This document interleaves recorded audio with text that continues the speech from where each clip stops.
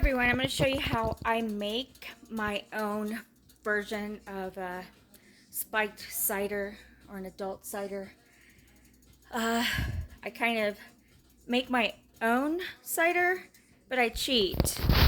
So I take Trader Joe's spiced cider, which is yummy on its own, even without spiking it or adding anything, but I do my own thing with like most things I make. I add about 1 to 2 oranges of the cider.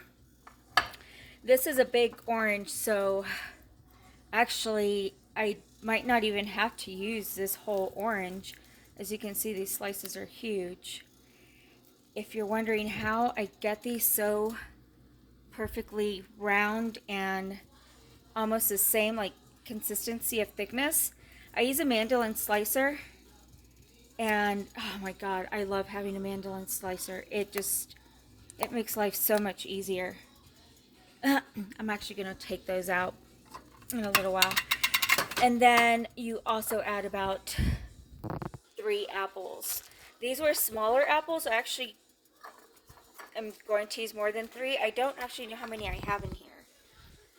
But depending on the size of your apples will also depend how many you use, since these were smaller. I'm going to try to get the prettier ones out. Or I might just save the prettier ones for after and just use these to spike it. And I use star of anise or anise star. I don't know. I've heard it pronounced multiple ways. I add 2 of those. And these are like, I think these are so pretty. These are kind of broken, so I'm going to just go ahead and put 3. I add about 2 to 3 cinnamon sticks. Also depends on the size of the cinnamon sticks. So I'm going to add 2, and then we'll see how it goes from there. And this is something I add that I haven't seen in any like spiked cider recipes. This is also my own thing. And a lot of people don't like really the taste or the smell of it. It's pretty strong. I myself find it a little too strong.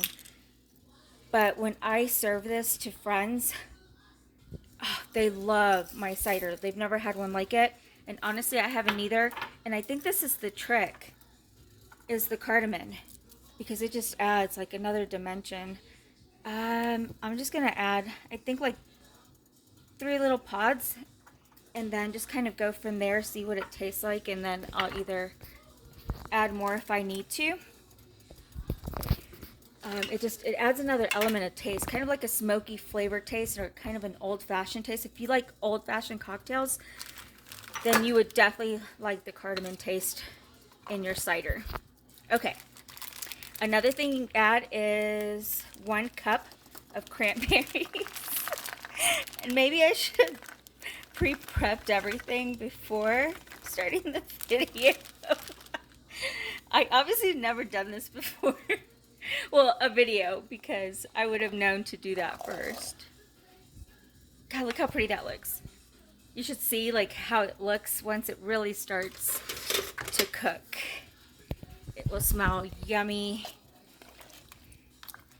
I might even add more cranberries because I think I spilled like some of them on the floor. Alright guys, I can't even tell you how long to let it cook for because I just kind of wing everything. And you know what? Winging things is how you get like that homey taste of things. Like, I do love recipes. I'm not gonna like take away from that.